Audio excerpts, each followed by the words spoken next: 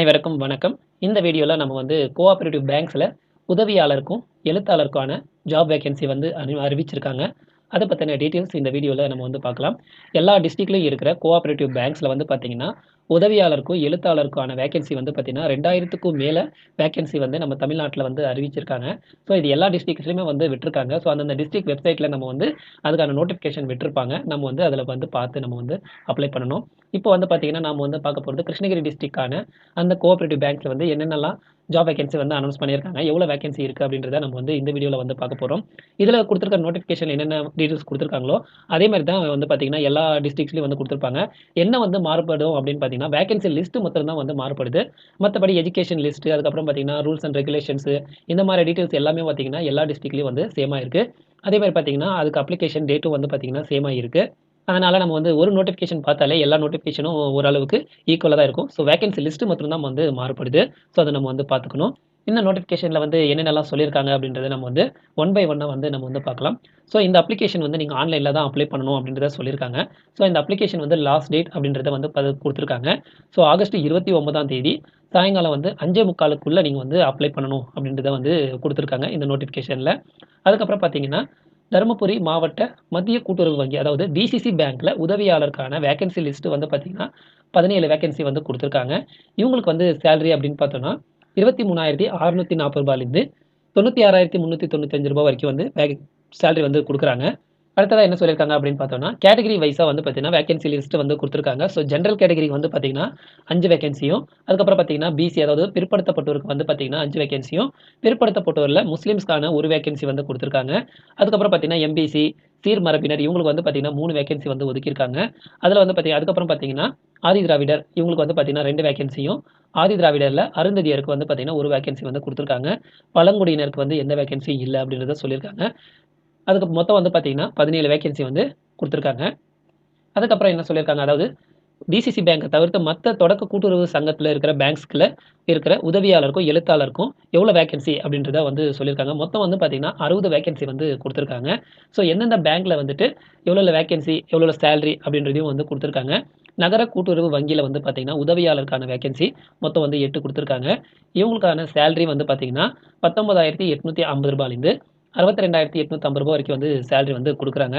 அடுத்ததா பார்த்தீங்கன்னா, வேளாண்மை உற்பத்தியாளர் கூட்டுறவு விற்பனை சங்கத்துல பார்த்தீங்கன்னா, உதவியாளருக்கான வேக்கன்சி குடுத்துருக்காங்க. இவங்களுக்கு 1 வேக்கன்சி இருக்கு. இவங்களுக்கான சேலரி பார்த்தீங்கன்னா, ரூ. 9,400லிருந்து ரூ. 50,400 வரைக்கும் சேலரி குடுக்குறாங்க. அடுத்ததா என்ன பேங்க் அப்படின்னு பார்த்தோம்னா, தொடக்க வேளாண்மை கூட்டுறவு கடன் சங்கங்கள் இந்த பேங்க்ல பார்த்தீங்கன்னா, எழுத்தாளருக்கான வேக்கன்சி மொத்தம் பார்த்தீங்கன்னா 45 வேக்கன்சி இருக்கு.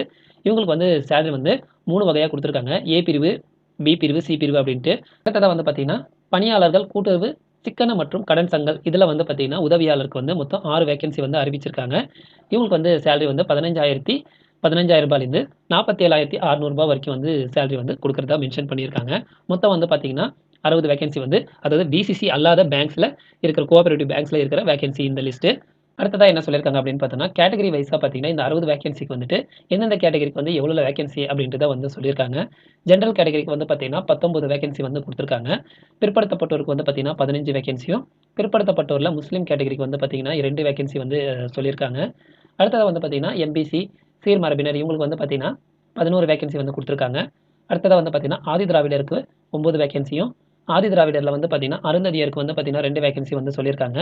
அடுத்ததா பார்த்தீங்கன்னா பழங்குடியினருக்கு பார்த்தீங்கன்னா 2 வேக்கன்சி மொத்தம் பார்த்தீங்கன்னா 60 வேக்கன்சி சொல்லியிருக்காங்க. அடுத்ததா என்ன சொல்லியிருக்காங்க அப்படின்றத பார்க்கலாம். பெண்கள் மற்றும் ஆதரவற்ற விதவைகள், முன்னாள் இராணுவத்தினர், தமிழ் வழியில் பயின்றோர், மாற்றுத்திறனாளிகள் இவங்களுக்கு எல்லாம் பார்த்தீங்கன்னா, அரசாங்க அதாவது கவர்மெண்ட் ரூல்ஸ் பிரகாரம் பார்த்தீங்கன்னா, இடஒதுக்கீடு நாங்க குடுப்போம் அப்படின்றத மென்ஷன் பண்ணியிருக்காங்க.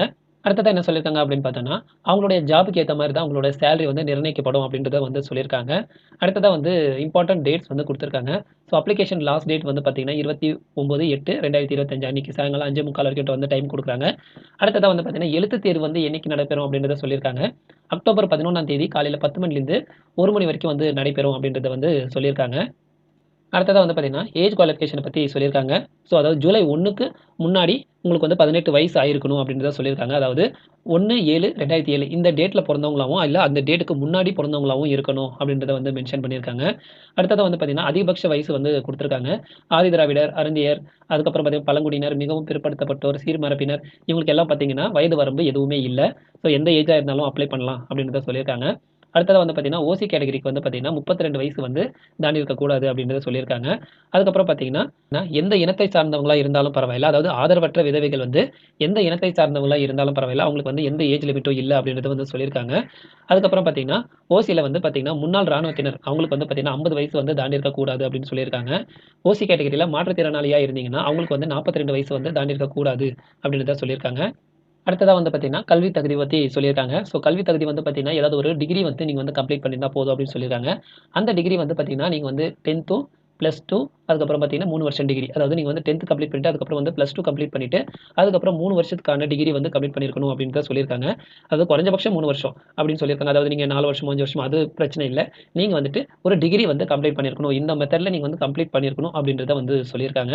அடுத்ததா வந்து பார்த்தீங்கன்னா, இந்த டிகிரியோட உங்களுக்கு வந்து கூட்டுறவு பயிற்சியும் வந்து கண்டிப்பா தேவைப்படும் அப்படின்றத வந்து மென்ஷன் பண்ணியிருக்காங்க. அடுத்ததா என்ன சொல்லியிருக்காங்க அப்படின்னு பார்த்தோம்னா, நீங்க வந்துட்டு இப்போ வந்து 10த்தும் +2 முடிச்சுட்டு நான் வந்து மிலிட்ரிக்கு போயிட்டேன். வந்து அங்க வந்து மிலிட்ரி கிராஜுவேஷன் பண்ணியிருக்கேன் அப்படின்னா, நீங்க வந்து தாராளமா அப்ளை பண்ணலாம் அப்படின்றத வந்து சொல்லியிருக்காங்க. இந்த பாயிண்ட்டு. அதுல வந்து பார்த்தீங்கன்னா, நீங்க வந்து மிலிட்ரிக்கு போறதுக்கு முன்னாடி நீங்க வந்து 10த்தும் +2 வந்துட்டு நீங்க வந்து கம்ப்ளீட் பண்ணிட்டு, அங்க மிலிட்ரில போயிட்டு நீங்க வந்து மிலிட்ரி கிராஜுவேஷன் நீங்க வந்து கம்ப்ளீட் பண்ணியிருந்தா, இந்த ஜாப்க்கு வந்து தாராளமா நீங்க வந்து அப்ளை பண்ணலாம் அப்படின்றத வந்து சொல்லியிருக்காங்க. அதாவது டிகிரி இல்லாதவங்க இந்த மிலிட்ரி கிராஜுவேஷன் டிகிரி வச்சு நீங்க வந்து அப்ளை பண்ணலாம் அப்படின்றத இந்த பாயிண்ட் வந்து சொல்லியிருக்காங்க. அடுத்ததா என்ன சொல்லியிருக்காங்க அப்படின்றத பார்க்கலாம். டிகிரியோட அவங்க வந்து கூட்டுறவு பயிற்சி வந்து கேட்டிருக்காங்க அப்படின்னு மேல வந்து பார்த்தோம். ஸோ அந்த எந்த மாரியான கூட்டுறவு பயிற்சி வந்து கேட்குறாங்க அப்படின்றத வந்து சொல்லியிருக்காங்க. ஸோ தமிழ்நாடு கூட்டுறவு ஒன்றியத்தால நடத்தப்படும் அந்த டிப்ளமோ இன் கோஆப்பரேட்டிவ் மேனேஜ்மென்ட் பயிற்சியில நீங்க வந்து சர்டிஃபிகேட் வாங்கியிருக்கணும் அப்படின்றத சொல்லியிருக்காங்க. அப்படி இல்லன்னா அப்படின்னா, நீங்க வந்து பார்த்தீங்கன்னா, higher diploma in cooperative management இந்த பயிற்சி நீங்க வந்து எடுத்திருக்கணும் அப்படின்னு சொல்லியிருக்காங்க. இதுக்குண்டான சர்டிஃபிகேட்டும் நீங்க வந்துட்டு அவங்களுக்கு வந்து ப்ரொடியூஸ் பண்ணணும். அடுத்ததா என்ன சொல்லியிருக்காங்க அப்படின்னு பார்த்தோம்னா, அவங்க குடுத்திருக்கிற டிகிரி அதாவது கீழ குடுத்திருக்கிற டிகிரி நீங்க வந்து ஏதாவது ஒண்ணு கம்ப்ளீட் பண்ணியிருந்தா, இந்த டிகிரி கம்ப்ளீட் பண்ணவங்க கூட்டுறவு பயிற்சி சர்டிஃபிகேட் வைக்கணுன்ற அவசியம் இல்ல அப்படின்றத சொல்லியிருக்காங்க. ஸோ எந்த மாரியான டிகிரி வந்து கம்ப்ளீட் பண்ணியிருந்தா, இந்த கூட்டுறவு பயிற்சி வந்து கேட்க மாட்டாங்க அப்படின்றத நம்ம வந்து பார்க்கலாம். ஃபர்ஸ்ட் வந்து பாயிண்ட் என்ன சொல்லியிருக்காங்க அப்படின்னு பார்த்தோம்னா, வைகுந்த் மேத்தா தேசிய கூட்டுறவு நிறுவனம், புனே வழங்கும் முதுநிலை வணிக மேலாண்மை கூட்டுறவு பட்டம் வாங்குனவங்க, இந்த கூட்டுறவு பயிற்சி சர்டிஃபிகேட் நீங்க வந்து வைக்கணும் அப்படின்ற அவசியம் இல்ல. இந்த டிகிரி வாங்குனவங்க. அடுத்ததா வந்து பார்த்தீங்கன்னா, பிகாம்ல ஹானர்ஸ் கூட்டுறவு இது படிச்சவங்களும், எம்காம் கூட்டுறவு படிச்சவங்களும், எம்ஏ கூட்டுறவு படிச்சவங்களும் இந்த சர்டிஃபிகேட் வைக்கணும் அப்படின்ற அவசியம் இல்ல அப்படின்றத சொல்லியிருக்காங்க. அடுத்ததா வந்து பார்த்தீங்கன்னா, பல்கலைக்கழக மானியக் குழுவால் அங்கீகரிக்கப்பட்ட ஏதேனும் ஒரு பல்கலைக்கழகத்தில் வழங்கப்படும் கூட்டுறவில் முதுநிலை பட்ட படிப்பு படிச்சவங்களும் இந்த சர்டிஃபிகேட் வைக்கணும் அப்படின்ற அவசியம் இல்ல அப்படின்னு சொல்லியிருக்காங்க. அடுத்ததா வந்து பார்த்தீங்கன்னா, பிஏ கூட்டுறவு, பிகாம் கூட்டுறவு இந்த டிகிரி கம்ப்ளீட் பண்ணவங்க வந்து பார்த்தீங்கன்னா, கூட்டுறவு பயிற்சிக்கான சர்டிஃபிகேட் வந்து வைக்கணும் அப்படின்ற அவசியம் இல்ல அப்படின்னு சொல்லியிருக்காங்க. அடுத்ததா என்ன சொல்லியிருக்காங்க அப்படின்னு பார்த்தோம்னா, பிஏ கூட்டுறவு, பிகாம் கூட்டுறவு படிச்சவங்க வந்து பார்த்தீங்கன்னா, இதில இந்த அதாவது கூட்டுறவு பயிற்சியிலேருந்து விலக்கு வேணும் அப்படின்னா, அவங்க வந்து புக் கீப்பிங், பேங்கிங், கோஆப்பரேஷன் அல்லது ஆடிட்டிங் இதில வந்து ஏதாவது ஒண்ணு நீங்க வந்து முடிச்சிருக்கணும் அப்படின்றத வந்து அவங்க சொல்லியிருக்காங்க. அடுத்ததா என்ன சொல்லியிருக்காங்க அப்படின்னு பார்த்தோம்னா, இப்போ நீங்க வந்துட்டு அந்த கோர்ஸ் அதாவது கூட்டுறவு பயிற்சி கோர்ஸ் நான் வந்து படிச்சுட்டு இருக்கேன் அப்படின்னா, நீங்க வந்து அதுக்கான ஒரு போனஃபைட் சர்டிஃபிகேட் நீங்க வந்து ப்ரொடியூஸ் பண்ணணும் அப்படின்றத வந்து சொல்லியிருக்காங்க.